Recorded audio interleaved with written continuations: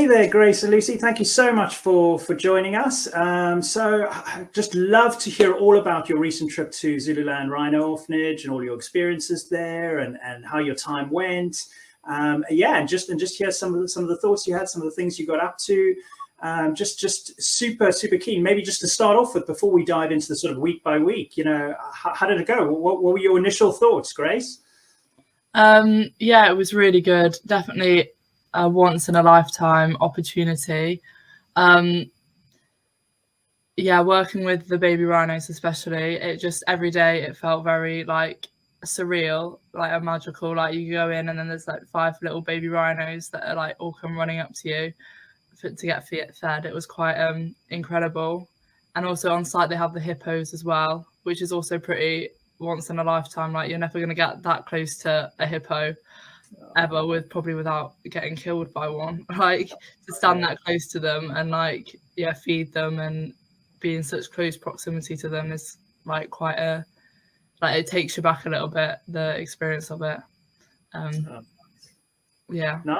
And how about you, Grace? Lucy, what was your sort of first impressions and everything, and just now looking back at it all, what did you think? It's just so surreal. Like I just still can't quite comprehend that you're just feeding baby rhinos 5 times a day, and like you're just sleeping, just meters away from them, and it was just crazy. It was crazy. It was such a once in a lifetime experience. Okay, so let's break it down then. So you guys were out there for 2 weeks.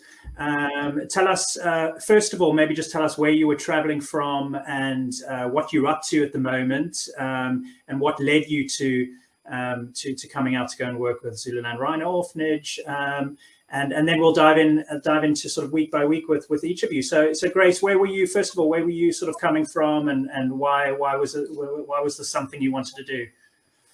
So I've always had like a little bit of an interest in conservation, and then kind of got a bit interested in like pursuing it further. So I was looking at stuff that I could potentially do, and saw this as an option. So then I was like, oh, I wonder if anyone would want to come with me. So I asked Lucy, and then we both decided that it would be something that would be pretty incredible to do. After like we spoke to you about it a bit, we'd seen what the other girls had done, and we just thought, we should just go for it.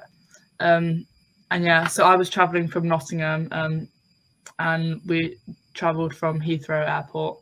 I met Lucy at Heathrow because she was traveling from Scotland. Okay, nice. So Lucy, you got roped into it by Grace. Probably not regretting it now, were you? Oh, absolutely not. Because you were coming from Glasgow. Are you studying in Glasgow, or are you down studying in Nottingham as well? No, studying in Liverpool, same as Grace. Traveling from my home in Glasgow. Well, not in Glasgow, but near Glasgow. So let's dive straight into it week by week. So why don't you start us off, Lucy? So the arrival, and then that first week, some of the things you got up to. What were some of the sort of highlights and everything that you want to tell everyone about? Yeah, so we arrived quite late in the day when we got to Durban. So we stayed at Annie's B&B the first night, which was so lovely. And then the next morning we kind of went to the beach, had a walk along the beach, and just kind of saw a bit of the city, which even that was just so surreal and just so peaceful and so calm at that time in the morning. Then got picked up by Louis and did our food shop and went to the orphanage.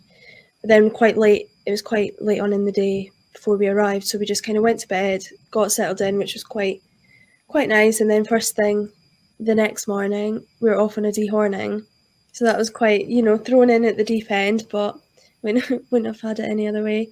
So yeah, we saw that. We saw just immediately after, as soon as we got out, we saw giraffes, we saw everything just so up close, and we were just so taken back by it that we didn't think, oh, let's let's take a photo of them or something. But yeah, it was really cool. Okay, Grace. What else in the first week sort of jumped out at you? Some of the routines you got into. Yeah, talk us through some other things. So we also got to go out with Trevor, one of the vets, on one of the days, which I thought was quite nice. He took us out to a cattle farm and to see some cattle that were sick, as well as do some pregnancy tests.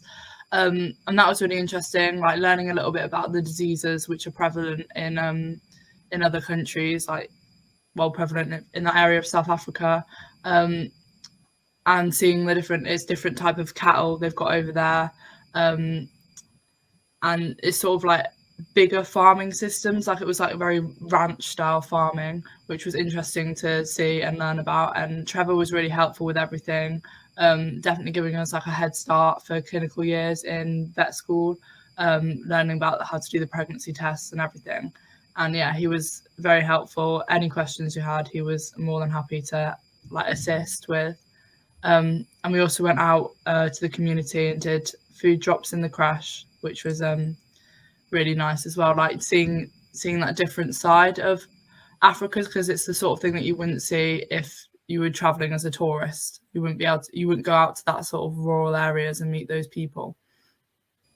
Nice, amazing. So Lucy, why don't you tell me a little bit about like a typical day, like when you were actually in the orphanage and you weren't going to community, or you weren't up with Trevor or doing amazing dehorning or anything like that. Just your typical day at the orphanage, start to finish. Talk us through some of that. Typical day would probably be get up for Grace, get up about 6, me a little bit later. Wouldn't always have time for breakfast, and then feed the rhinos at 7, make up the milk and stuff, and then clean them out, change the water, top up the food, whatever was needing done. Feed the hippos, which was really cool. They just kind of wander over to you and you say open, and they just open their mouth and you just throw the food in. It's really cool. We always forget about the hippos. We've got to give them a mention. They're amazing.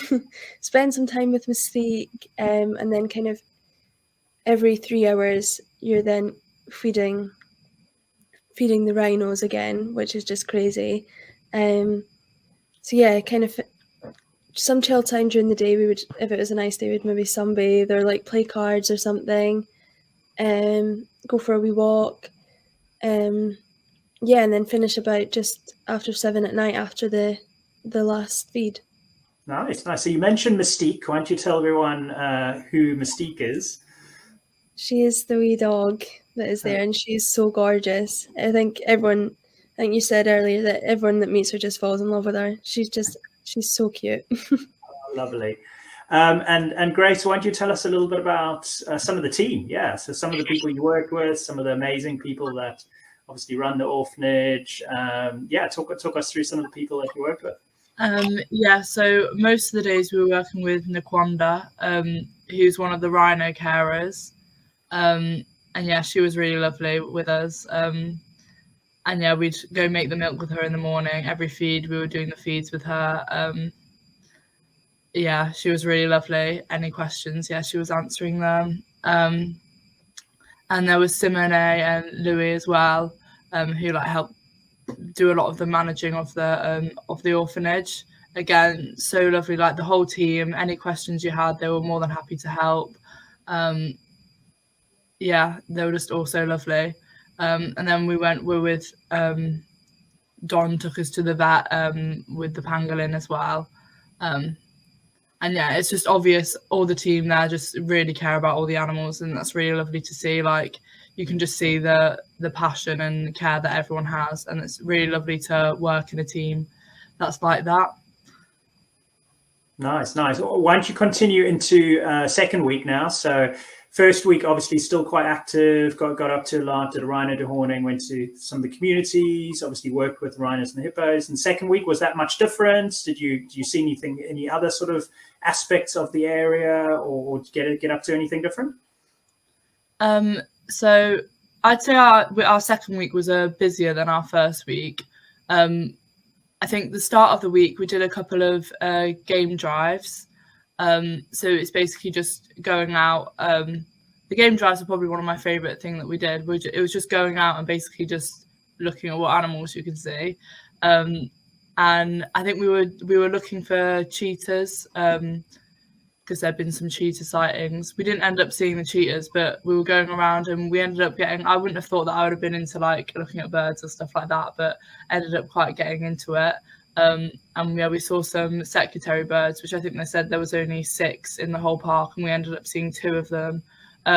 We saw vultures circling, it was quite cool because we were just chatting about them, because I had no idea that the vultures were critically endangered, and we were just talking about it, and it's like they heard us because one suddenly rose up from the like bush, and then suddenly the sky was literally full of them. So then we were like chasing them and trying to see if we could like find out what they were circling over, which was quite fun. It was like doing a bit of like detective work. But yeah, it's just all the animals that you see. I think maybe because we've never been before, but everything was just taking us back. Like everything was just, oh my god, look at that, look at that, look at that. Yeah, it was all just really exciting. We went out again with Trevor as well and did some more work at a cattle farm doing pregnancy tests again. And also it was interesting because we were talking to one of the farmers there was talking about like conservation and the conflict that he has with the wildlife and his farming. And I think that was quite an interesting like conversation to hear, because it puts into perspective like some of the struggles that are going on like currently within the conservation world, especially with people who live in the area and like obviously people who want to save all the animals, but then it's affecting people's like livelihoods and stuff like that. So that was definitely an interesting conversation to hear. And we also did some work with pangolins as well, which was really cool. Incredible. So Lucy, tell us a bit more about the pangolin time. That's absolutely a once in a lifetime opportunity. Yeah, crazy. I think one evening we took one of the pangolins to the vet because it was just feeling a bit under the weather, and just to make sure everything was sort of okay. So that was really cool. That was kind of just like we didn't know we were doing it until just not long before. But even to see like how the vet is different, how they have to manage it differently with a pangolin, and obviously compared to other mammals, and just all that kind of stuff, like seeing it go under anesthetic, everything was just so surreal. And then the next day we did the pangolin walk, which was crazy, with what pangolin was it? Was it Ditsy? Yeah, Ditsy. Just turning over the stones and just seeing her that long tongue eating all the ants. Yeah, it was really cool. Oh, amazing. She said, do you want to tell people listening what pangolin walk is, like what that entails, like why having to do it? So I think it's they said it was like soft release program that they have. So yeah, rescued pangolins, and then they have to try and get them up to a certain weight before I think it was 6 kilos, I'm not sure, before they're released into the wild. And then they do checkups on them whilst they're in the wild. But when we're taking them out on the pangolin walk, it's basically to try and get them to eat as much ants as possible. So you're walking along, through the bush, like picking up rocks and stuff like that, trying to find ants' nests underneath for the pangolin to eat. And then we'll be a helping hand to get there. Yeah. To get a good source. Nice. I mean, absolutely amazing. Like rhinos is obviously one thing, hippos is another thing. Getting a chance to work with pangolins as well is incredible, especially considering how endangered they are and how they are being trafficked so heavily. Sadly. So that's absolutely amazing. And then in the second week, you also did some more rhino dehornings, didn't you? We did 2 more. So we got to see one on a black rhino, which was really cool. Because obviously the black rhinos are more endangered than the white. And then we saw one on a mum and her calf, which was really cool as well. And they were letting us do stuff with the mum and the calf as well. So I got to put a microchip in the calf, which was quite cool. Different from putting a microchip in a dog, definitely. But yeah, with that one as well, there was like some bull rhinos around that kept trying to charge at where they were doing the dehorning, which was a little bit scary. But yeah, it was quite cool seeing them chase them off, and yeah, exciting experience to be part of. Wow. Oh, man. So any other, looking back at those 2 weeks now, any other sort of highlights that you want to pick on that you maybe haven't mentioned yet, or anything else that, really sort of stood out in your mind, or just made it really special? Is there anything else we haven't spoken about? I think in the evenings it was quite nice just like watching the baby rhinos. Yeah, watching the kind of sunset and then watching the rhinos play, and then it kind of leads into the stars. The stars are amazing. We kind of got a little bit into stargazing, not really, because we didn't really know, we didn't really understand, but it was really cool. It was really beautiful. Oh, amazing, guys. Okay, so a couple more questions for you. So now, having done the trip and looking back at it, and can you tell us a little bit about how beneficial this was for, obviously, being studying at veterinary school now, and if it was something you'd recommend for other veterinary students, why don't you talk us a little bit about that? What do you think, Grace? I definitely recommend it for getting like an insight into conservation, if it's something that you're like even a little bit interested in. Like, yeah, it's a really good starting place, I think, for a starting point for getting yourself into conservation. And then with the time we had with the vet as well, I think that was really beneficial, to be able to compare and look at the different farming systems and how they compare to the farming system in the UK. I think that was really also really beneficial as a vet, especially if you've got any sort of plans to do veterinary outside of the UK or anything like that. I think that's massively beneficial. And how about you, Lucy? Anything to add to that? Yeah, definitely. Even just kind of the educational side of it and learning about poaching and all the kind of what comes with that and how they're trying to prevent it and all of this, and like the darting procedure, for instance, for the dehornings, what makes up the dart, why that makes up the dart, why this is the best formula, and just it was really, really interesting, and just kind of experience we wouldn't have had elsewhere, especially staying in the UK. You would never have got that. Yeah, nice. Okay, and then what about sort of tips for students looking to go out, or any sort of anyone interested in veterinary medicine, ecology, zoology, conservation, anything like that, going out to a project like this? Anything that caught you by surprise? Anything that wasn't what you thought, that was a bit unexpected? That's a good sort of tip for a future participant to remember? Anything else? Prepare for the weather. Luckily we were quite lucky when we were there, and it was hot during the day, but it is very, very cold in the evenings, and I don't think we quite thought that through. And especially when you're on kind of like game drives, or like on the on the open top vehicles driving at high speeds, it can get very, very cold. I think we learned that the hard way. Yeah. But yeah, prepare for the weather. Bring more than what you think you need. So what do you recommend? Like layers, like just layer up, like that kind of fleeces, things like that. Gloves were a good one. I didn't use them all that much, but they were just kind of when we were sitting in the car or something. They obviously make a difference. Maybe a hat or something. Yeah. Nice. Yeah. Also warm clothes, like t-shirt and stuff as well, because it does get hot. But just bring everything. Yeah, especially on the back of the things. I think on the first day when we first went out on the first drive we did, we were both sat there a little bit like, we're freezing cold right now. It's the wind as well. Yeah, we hadn't expected that, because it was quite warm when you're walking around, but the moment you sit on the back of the truck and they're driving you really fast because they've got somewhere to be, you get a bit cold.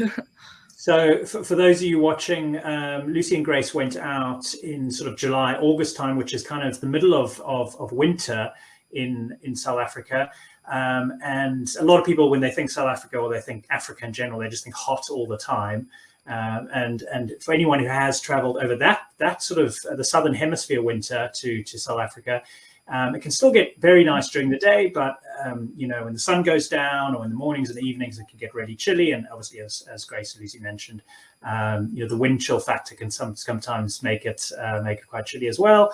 But if you're there in summer, so if you're there the northern hemisphere winter time, then obviously very hot, and especially where they were in KwaZulu-Natal area, quite sort of humid and stuff like that. But yeah, so definitely winter time in South Africa, you know, be prepared for all sorts of weather. It could be a little afternoon thunder shower, it could be cold evenings, cold mornings, it could be hot in the middle of the day, so all sorts.